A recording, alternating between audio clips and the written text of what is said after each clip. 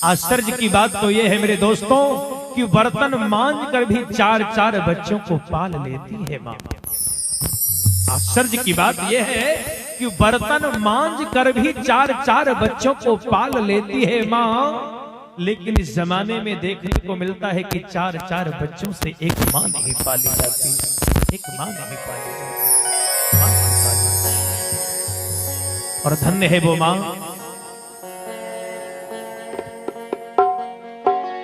हर 4 गो के पोस दिहरी,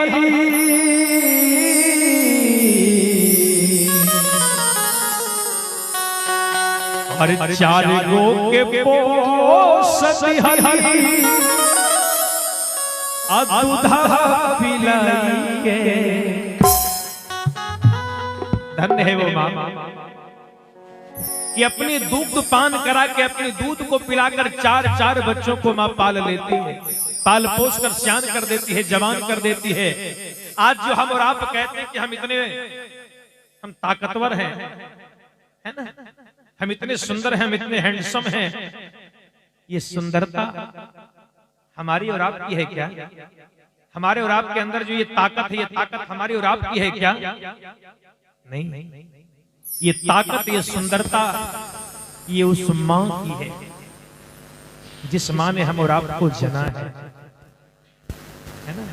जिनकी माँ बुद्धिमान नहीं रहती है ना, जिनकी माँ होशियार नहीं रहती है, उनके बच्चे को देखिएगा ना कैसे कैसे सही माथा, ये जो माथा है, ये माथा एक करवटे ने भागा है ना। लेकिन जिनकी माँ होशियार है, बुद्धिजीवी रहती है, वो माँ अपने बार बार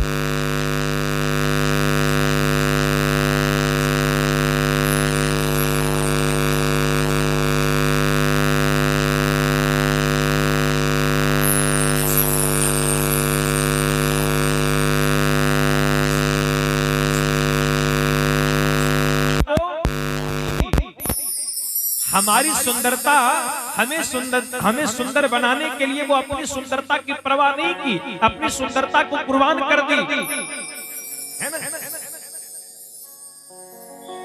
अपनी दूध को पिलाकर हमारे रोम रोम में ताकत भर दी। जब हम जवान हो जाते हैं, जब सामर्थ्यवान हो जाते हैं, तो कहता है हमारा सामने के हरे हट, है ना। और 4 गो के पोस दिहरी, और दूधवा पिलाइए, और 4 गो से पेट नहीं, 4 गो से पेट नहीं भरे गुमाई के, 4 गो से पेट नहीं भरे गुमाई के, 4 गो से पेट नहीं, 4 गो के पोस दिहरी,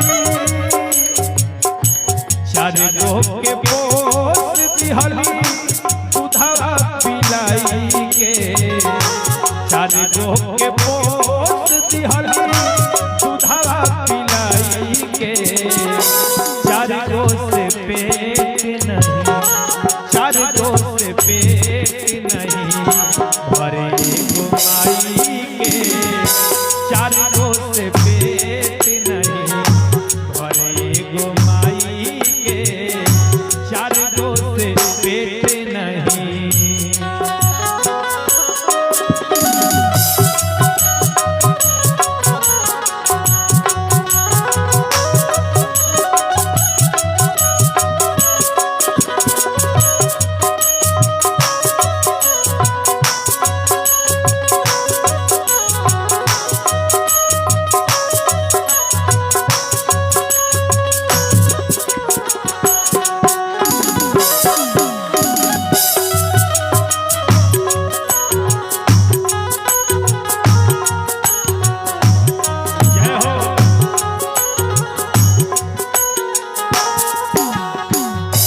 कि 4 गो से पेट नहीं भरे एगो माई के।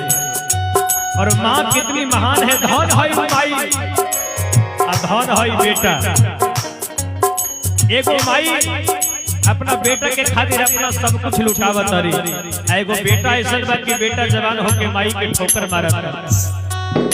देखी भाव बा बाबा जौने माई पूछे काहे सुखल बहोठ रे उहे भाई के देता लोगवा दिलवा पचोट रे।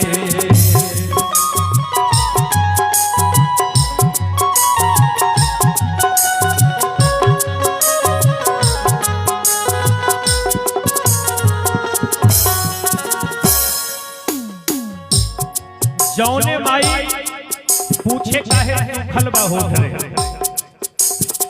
बेटा जब बाहर से आता है ना मजदूरी करके तो माँ ये नहीं देखती है कि बेटा कितना रुपया लेकर के आया है ना, कितना पैसा कमा करके आया है।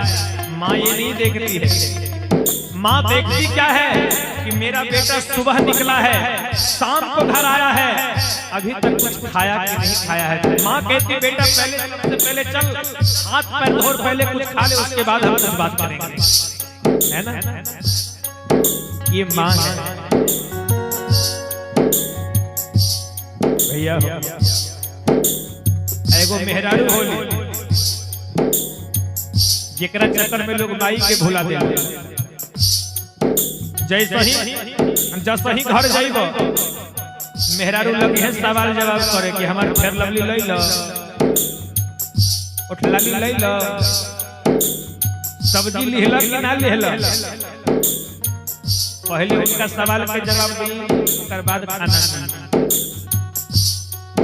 तहरा पीछे कितना टेंशन बा ओकरा के मालूम नहीं थे। ई बात के तब बुझे वाली एगो माई है लिखले बड़े कवि जी। जौनो माई पूछे काहे सुखल बहोठ रे उहे माई के देता लोगवा दिलवा पचोट रे।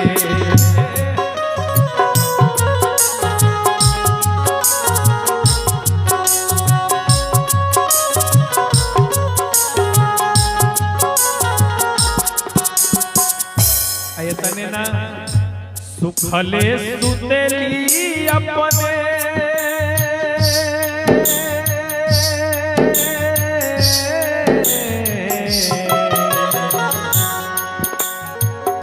भिजले सुतेली अपने सुखला सुताई के। बेटा जब छोटा सा रहता है छोटू बाबा, बेटा जब छोटा सा रहता है बिल्कुल शिशु अवस्था में, जेठ वैशाख की बात को छोड़िए माघ पुष के महीने में जिसमें कि कड़ाके की ठंड पड़ती है,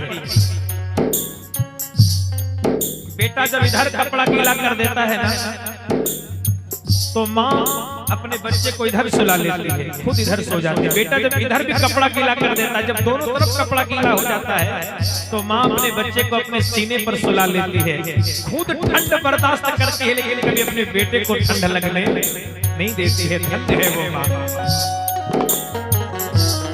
भैया। भिजले सुतेली अपने सुखला सुताई के, भिजले सुतेली अपने सुखला सुताई के। चार गो से पेट नहीं, चार गो से पेट नहीं भरे गो माई के, चार गो से पेट नहीं भरे गो माई के, चार गो से पेट नहीं।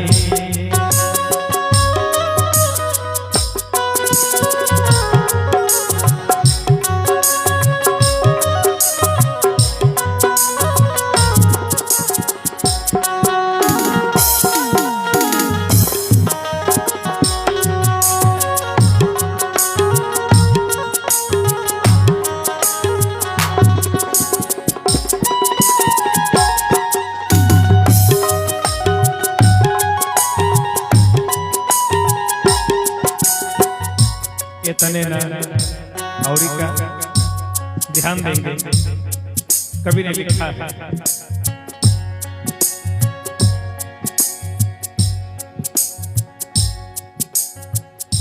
चार गो से पेट नहीं भरे एगो माई के। सजनों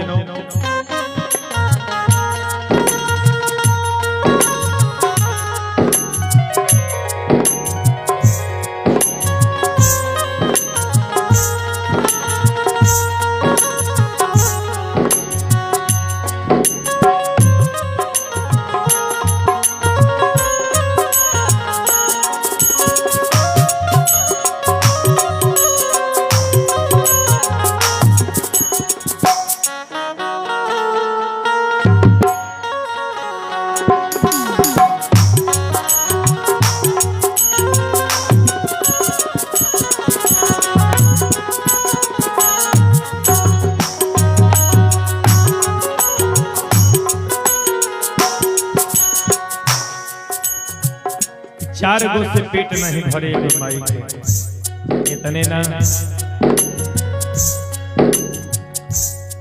संत कहते हैं, कभी कहते हैं, अचरा से झांपी माई धरा पिया वाली, याद कर बाबू तोके गोदी में खेला वाली, याद कर बाबू तोके।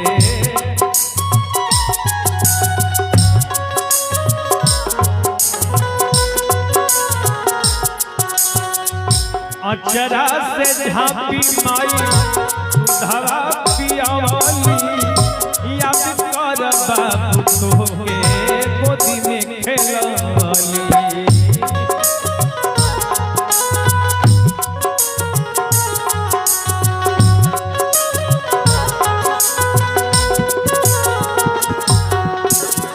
और क्या इतने ना बालक बेदर्दी कहे,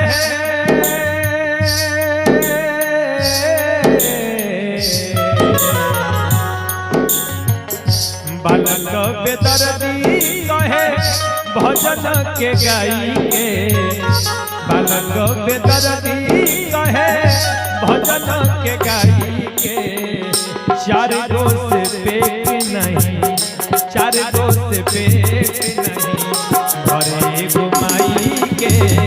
चार गो से पेट नहीं भरे एगो माई के। चार गो से पेट नहीं भरे एगो माई के। चार गो से पेट नहीं भरे एगो माई के। चार गो से पेट नहीं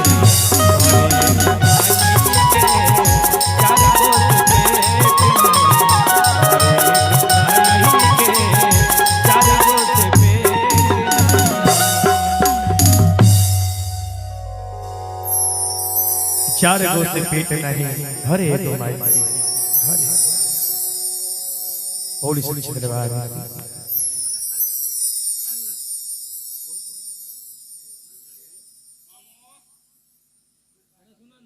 नरेश बाबू